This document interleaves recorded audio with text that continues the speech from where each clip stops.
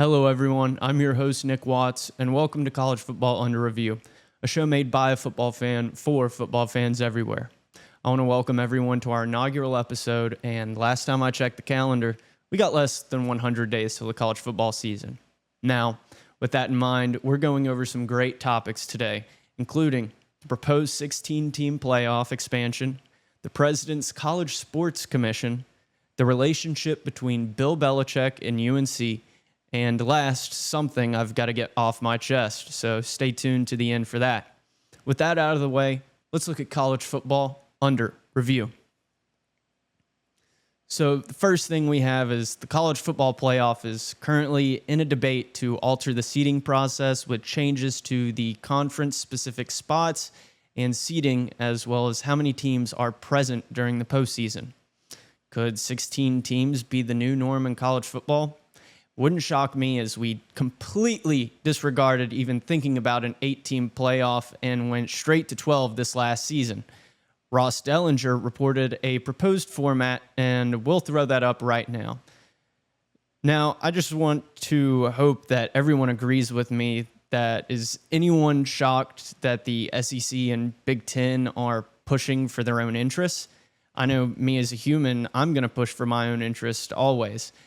And to help with that is the answer is no. We've seen this trend since the conference realignment conversation began, as their conference additions to the realignment boasted some of the biggest markets currently in the sport and one of the more competitive markets as well that have been in the 4-team playoff. And there are some things I have to say about this. We should know first off, the committee only cares about money and TV deals instead of actual player health with this model.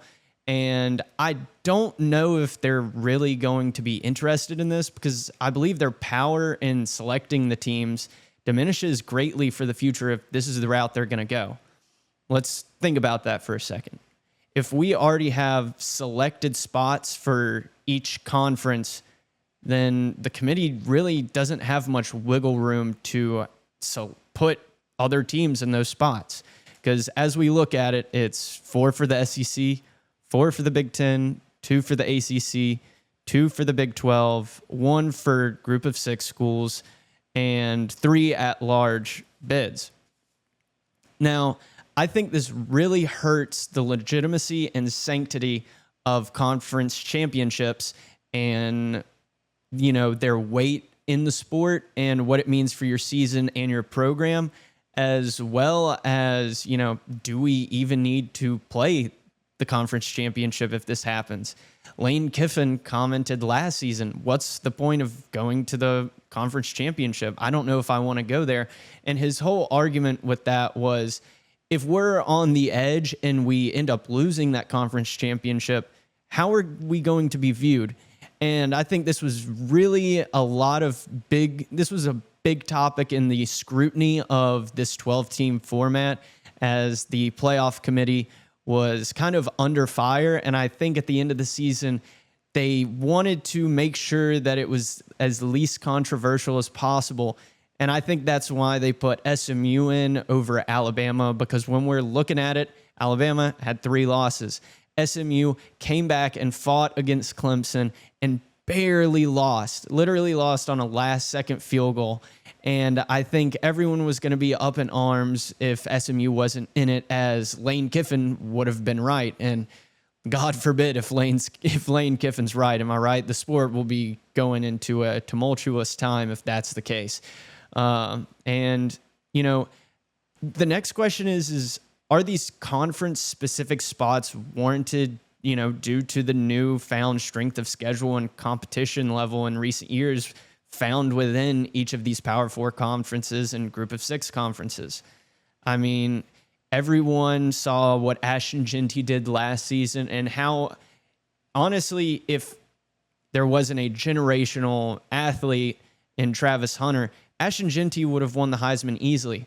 But I think a lot of the also controversy with that was he's playing Utah State. He's playing UNLV. He's not playing these Power 4 conference level teams, even though they almost beat Oregon, the number one team going into the 12-team playoff. So I definitely do think there is, some specific spots warranted a little bit, but I think ultimately it is very dangerous.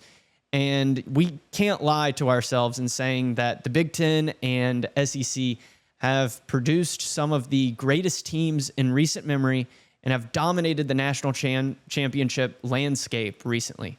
I mean, the last time the ACC won a national championship, that was in 2018 with Dabo Swinney. That was 7 years ago going into the season. So, and the Big 12 last time was Texas.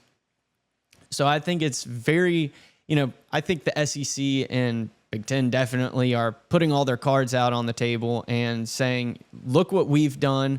We kind of run the sport right now. We're setting the standard, because they were the first big chess pieces when it came to this conference realignment with the programs that they got, and everyone else seemed to scramble.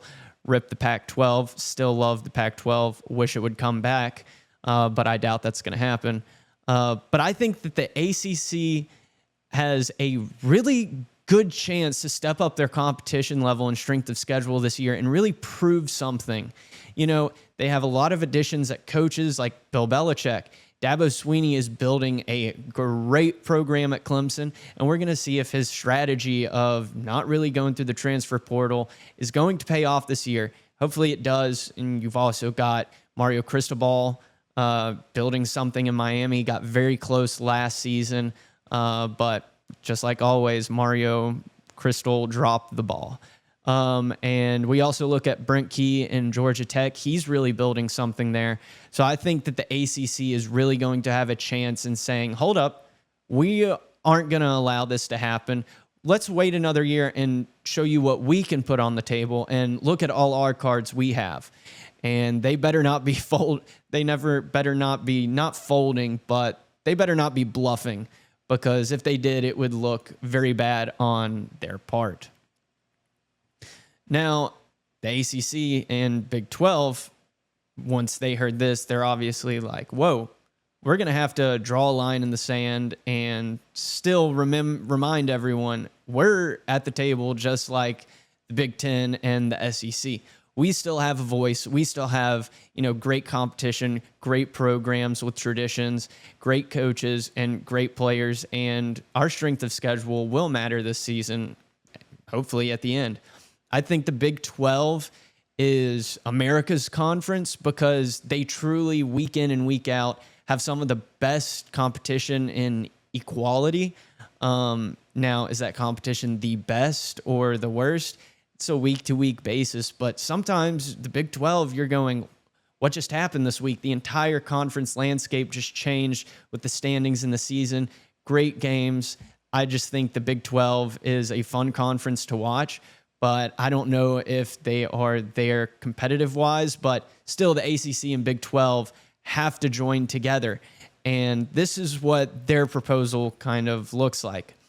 The ACC and Big 12 like the 16-team format, but propose a straight-up seeding format with no automatic qualifiers. Now, the ACC and Big 12 are obviously big supporters of this idea because it allows the playing field to remain fair for them, and they're not kind of starting to be cast aside.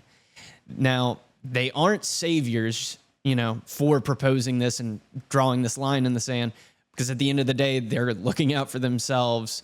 But in my opinion, I think do offer a better solution at the end of the day when we're looking at a competitive standpoint and best, TV ratings and best drama for going into the season.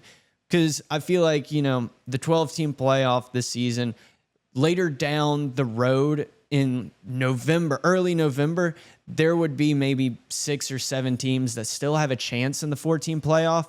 But we had such an array of more teams that were able to compete and vie for a spot in the college football playoff, which I think is good for TV ratings and the competitive nature of the sport, the further we get into the fall. Now, as I said, I enjoy this playoff format over the previously discussed one from the SEC and Big Ten. Why? First off, there's no play-in games proposed. Play-in games do nothing but hurt the conference championship legitimacy and prestige. And I think that these play-in games also make the season too long and threaten player safety. Because at the end of the day, these are student athletes. And last time I checked, student comes before athlete. At least that was something taught in my household, and I hope every athlete is taught that in their household. And kind of next is we don't need automatic qualifiers and seeding spots.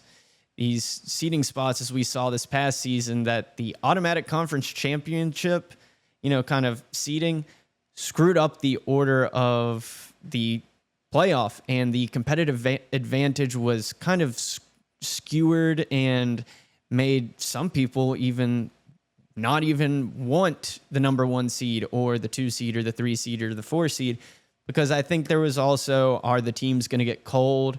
Now for Georgia, people kind of saw it as an advantage because, Carson Beck got injured and Gunnar Stockton needed to, develop. But, at the end of the day, they were unable to stop that Notre Dame defense, or more accurately, get past them.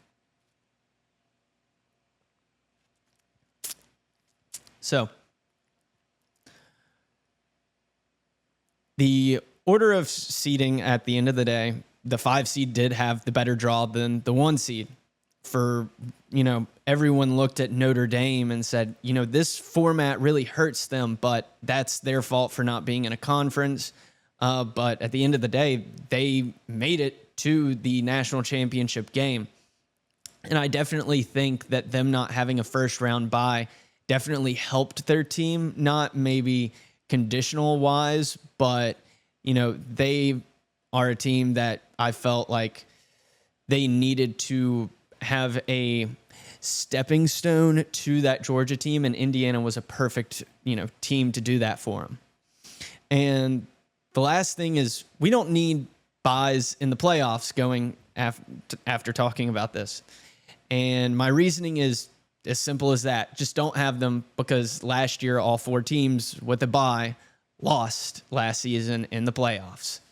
Now, just a reminder that, going through all these discussions and when all these conferences are, meeting together and discussing these different ideas, all 10 conferences and Notre Dame as their own program must have a unanimous approval for the 2026 playoff format if they choose one of these options, or continue just to bicker and argue and get to June 18th, and we're going to keep the 12-team playoff. Now, I think that their 2 options will collide, but I think one ground that they can agree on is that the bye format really isn't working and helping. And if they ultimately want to get rid of buys, they are going to have to decide on a expanded, format, because right now, currently, without buys, the 12-team playoff just wouldn't make any sense. So in the end, the conferences and playoff committee will hopefully choose the option in their best interest. But if they aren't careful, we could see the sport going down a path that cannot survive as we currently know it. It's very unhealthy if the SEC and Big Ten, kind of get these 4 spots to themselves and cast everyone aside, because then the competitive world in college football is going to see a major shift.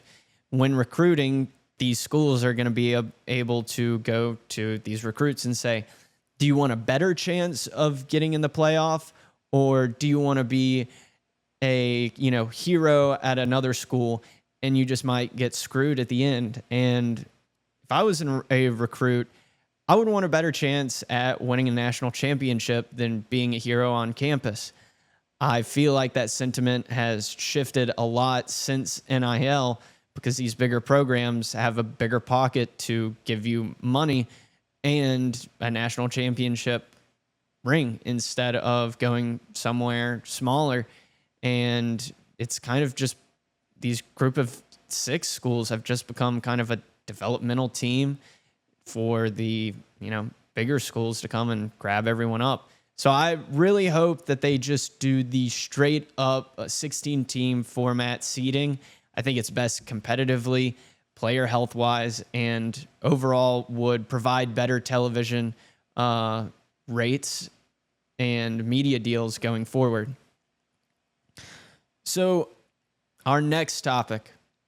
Since the NCAA has yet to take decisive action on how to deal with the parameters on NIL, and the parameters are basically there are none. The NCAA has also been constantly barraged with court cases. We can be aggravated. We really can't be aggravated that an outside entity such as the President of the United States is setting in motion a system for NIL in the world of college sports. Did you hear that right? Yes. The President of the United States, as controversial as he can be, is dipping his fingers in the college football and college sport world to try and fix this problem. So for anyone out there who doesn't know what this timeline looks like or has kept up with this recent news, President Trump went to the University of Alabama to give a commencement speech on May 1st during their whole commencement ceremonies and ongoing stuff. While on this visit, it's no surprise that he is a fan of college sports and college football. He has gone to college football games in the past, most notably the University of Alabama football games. So obviously, it's no surprise to me that he had a discussion with Nick Saban and Alabama Senator Tommy Tuberville. And soon after the visit, we got the announcement of his idea of a college sports commission. So looking at this commission, it would be created through an executive order by the president. And right now, he has named, Nick Saban and Cody Campbell as acting co-chairs for the future if he was to enact this. Now, with this in mind, I think this is very much needed. The NIL world is this wild west that we're all seeing, and the frontier is not closing at all. It is widening day by day. New laws, new court cases are popping up every day. And I think that the two main feats these two and the commission is going to attempt to tackle is, one, the player and program structure of NIL. And I think Nick Saban is going to lead that front. And the other one is Campbell is going to kind of deal with more of the media rights and the mitigation of conferences as they're competing against each other and almost cannibalizing each other in the way that they're competing. Pac-12, they're gone. That's a conference against conference. And I thought that the getting rid of the Pac-12 was at the worst time because the last year of the Pac-12, they had weeks 1 through 6, I believe, some of the most watched games throughout the season. Now, before we really dive into the topic of concerning NIL as a whole, I would like to take this time to give a broad and general stance on the situation and how I currently feel about it. Now, I believe every player should be paid for their likeness and their contribution to the overall revenue of these collegiate institutions. These players, at the end of the day, are putting their bodies on the line for an education and ultimately the program. The program profits tremendously on TV deals, merchandise, and the merchandise just isn't a polo. The merchandise is a team jersey with a player's name on the back. Now, I don't know about you, but I'm not going to buy some average Joe's jersey.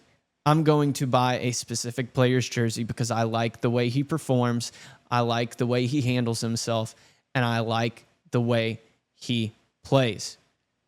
This is something we saw, obviously. If you haven't seen the Johnny Manziel Untold documentary on Netflix, highly recommend it. It was very good. It was more of a conversation style of documentary, but it really showed how Texas A&M generated millions of dollars of revenue. and he was unable to get any of it, and he suffered because of it. Not going to go into that too deep, but the parameters we need to put in place for these athletes and institutions is not a stop revenue opportunity, but we need to keep programs from shutting down and conferences from cannibalizing the sanctity and traditions associated with college football. And I think that's happening with NIL and the way that the landscape is kind of shifting. So, like I want to say again, I think every player should be paid for their likeness and their contribution to the overall revenue of these collegiate institutions. Now, is this commission really needed, or does Trump need to let the NCAA handle this situation?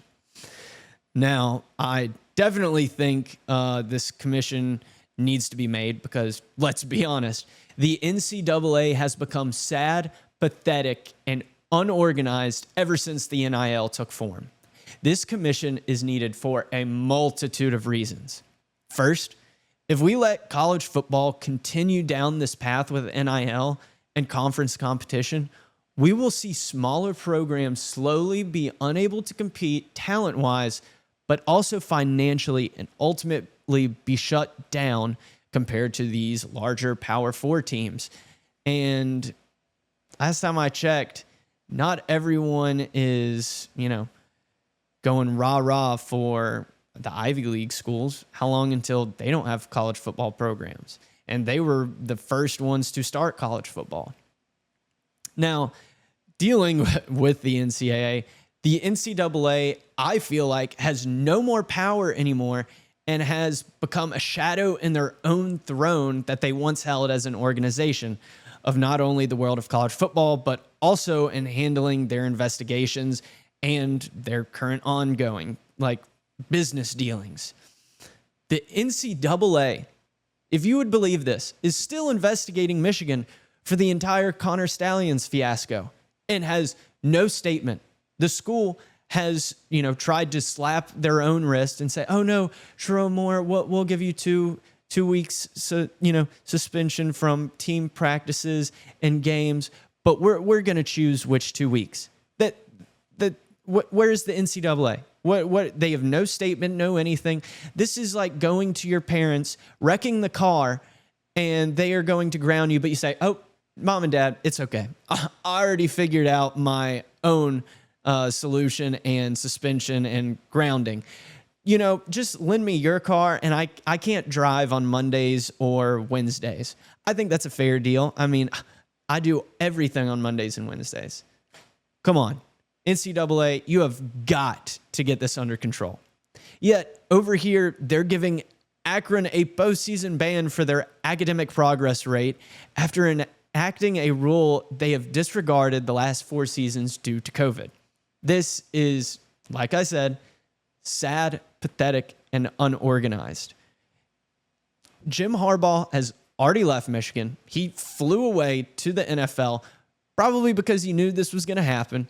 You had already given him a suspension, and what's going to happen? The school might revolt. Honestly, if you take away that national championship, I don't think they're going to take away that national championship. I don't think there's going to be a postseason ban.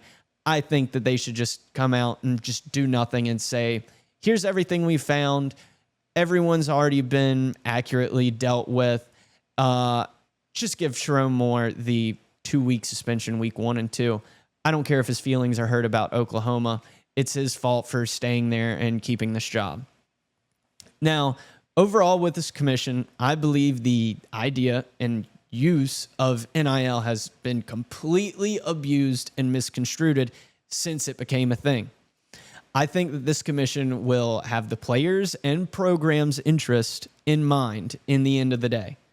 I can tell you that all these lawyers will completely disagree because they are the ones currently profiting over all these legal fees against the NCAA. These guys are going to go to the players and say, "We're going to make you money." They're trying to take away your money, while at the same time, they are making all the money in these legal fees. And I think Saban at the helm, and the comments this week he made on the Paul Feinbaum show with the development of players as students and human beings are the main focus in this commission. With this commission slowly also gaining traction, I know Saban's carefully crafted use of the media will provide purposeful and entertaining content moving forward. Now, you may disagree and say that the president needs to stay out of this and he doesn't need to put his foot or even touch his little toe in the waters of the world of college sports. I disagree, as, like I've stated, the NCAA isn't doing anything. We need something, and we don't need a large and big group and organization to deal with this. We need a small group of leaders to actually discuss this, because the NCAA, as they claim, as they are an organization and have leaders of their own, they have too many talking heads talking towards the television. There are too many people that are giving their own opinion and ultimately dealing with this in a bad way and why they are so unorganized. So at the end of the day, Trump does need to get into this, and not being political in any way, it's just what I think is best for the world of college football at this point.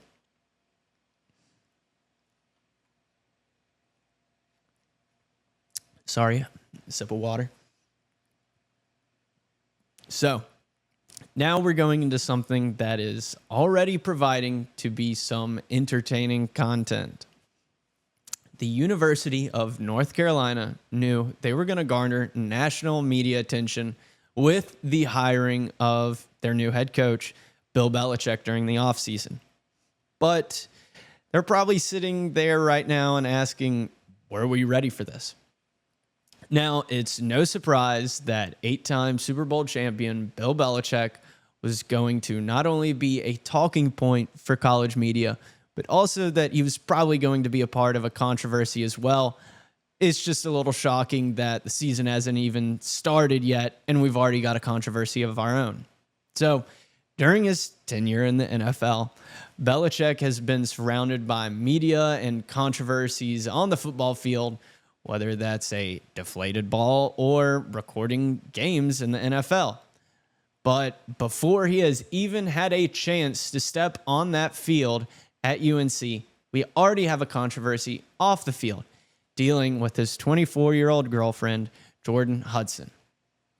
Now, I want to say off the bat that I'm not here to talk about their relationship, talk about how they met, what kind of went into that, what could be going on with that, how controlling is she, because that's really not what I'm here to provide content-wise, and I'm not going to entertain gossip about their relationship, because that discussion is for something more along the lines of, TMZ, and not this show. This show, we talk about college football. Now, what I really want to talk about in dealing with all this is how the university and Bill Belichick has since handled this development of intrigue into the couple's relationship, and how this out-of-school issue has now come to the school's doorstep. Since the famous line of, "We're not going to talk about that," has appeared on the CBS interview, everyone has been talking about potential trouble in paradise for the University of North Carolina. First reaction to this was the rumor that the CBS, had trouble and a very tough time getting this interview through. Now, I don't think that was true at all. With the media, they're going to try and make entertainment. There was obviously, her watching the interview and sitting there, but at the end of the day, she is working for Bill Belichick and PR.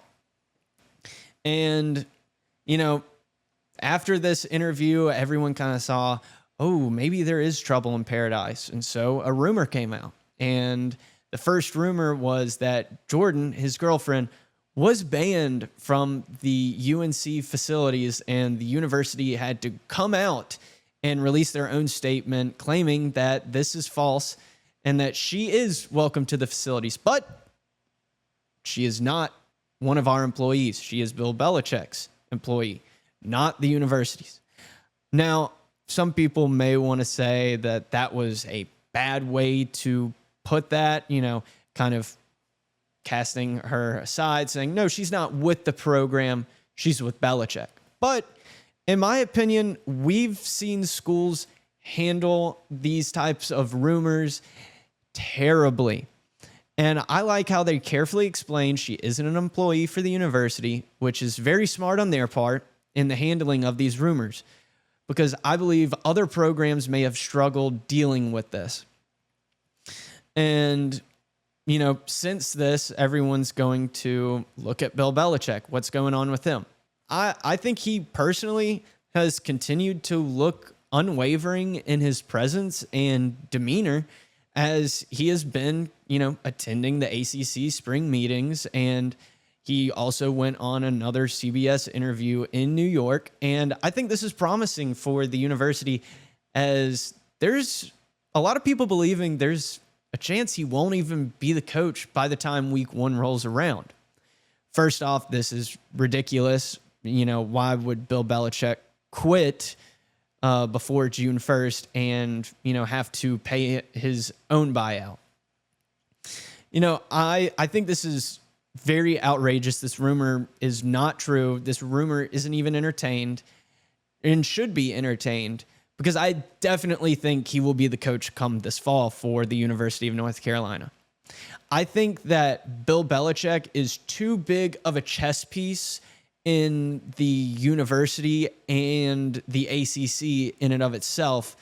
And I think there are multiple powers and reasons that will make sure he does stay at UNC, and he is there to see the college football program through this season and for his contract. Now, obviously, we'll see if the school likes what Bill Belichick produces out on the field. But with 8 Super Bowls and a previous college coach, even though a long time ago, I think there's a good chance he's going to produce on the field. So the first, line of dialogue I have for this, and the reason, is the university needs Bill Belichick. They need a coach. They need someone with a face, with a name that people can associate with and bring in more money. Their college football program's last double-digit winning season was 2015. The last decade, they've gone just above 500, going 68-60. And their postseason woes are very woeful. They are 1-8 in their bowl games. And these aren't crazy bowl games or big name New Year's 6 bowl games. These are the Fenway Bowl, things like that. And he puts UNC in a spotlight that they really haven't been. Last season, Mac Brown put them in the spotlight, but that was kind of because he personally didn't know if he was going to make it all the way to the end of the season. And that wasn't the university putting pressure on him. That was him week in and week out going, I'm retiring. Oh, wait, nope, never mind. I'm not. I can do this again. And I think that definitely got UNC a little upset. And I think that them going with Bill Belichick is such a great professional move for the university after Mac Brown. Mac Brown was a great coach in his time at Texas. And, he's going to go down as a legend just for the way some of the teams he had. But I also think that with Bill Belichick in the spotlight for UNC, the press, as it's not good right now, any press is good press. That's a saying that's been going on for years. And press is also very good, especially with the extremely competitive nature in NIL, and the name he brings with him is so big. Since he got hired, North Carolina went from a $4 million NIL collective for the football program and went to $20 million. Now, that was obviously with the help of, another famous alum by the name of Michael Jordan, but still a big step up from in the competitive NIL world from when he arrived. 2, not only does the university need Bill Belichick, the ACC needs him. Now, with TV deals being a top priority for every conference nowadays, a name such as Bill Belichick add some dollar signs to the other prominent coaches in the conference. And when we're looking at other coaches, we're looking at Mario Cristobal, who is building something in Miami and bringing that team back. We're looking at Dabo Swinney, who has already won national championships, carries that name with him. And, since the latest conference realignment, it's very crucial for these conferences to have the best competition to populate the regular season and bolster their strength of schedule rankings. I think this will be the case this year with University of North Carolina. They're ranked 36th in recruiting for the class of 2025. I think Bill Belichick is going to create a great defense there. We'll see what happens on the offense, but I think it's true for all of us that we can accurately say that the defense is going to be very threatening, even though he's only had, one offseason to kind of build what he wants. So third is kind of personal for him. I truly want to believe that Bill Belichick wants to be there for himself and his legacy in the sport of college football. Not only was he a college coach, but he was a great NFL coach. And I think it would definitely be a sour note on his entire career if he kind of just fizzled out and left on his own. I would understand if there was a health issue, but nothing like that is looking like the case. One other thing is his father was once an assistant coach at the University of North Carolina from 1953 to 1955. So this meant Bill Belichick lived on Chapel Hill. And, I would believe that his father is a big reason that he became a coach himself. That is going to cement a lot of, emotional respect and emotional want to be there for him personally. And I think also we kind of see this coming. He's positioning his son to one day take over his spot as head coach in the future. That was kind of, early in the discussings and talks with the school. And I think it will definitely happen. Will the school follow through with it? I don't know. But I definitely think Bill Belichick is looking out for his son as well. And he is going to make sure that he gives UNC what they want, and that is a winning football program that they have not had for a while. And, hopefully at the end of the fall season, we get to see Belichick break up the losing bowl game streak at the school and not breaking up with the university or his beautiful girlfriend. Congratulations on second runner-up, Miss Maine. Leave a comment, honestly, on what you think the news headline would be and how it would read if he did leave in the offseason, just to entertain the fact and have a little fun. Let's see if anyone can be clever out there.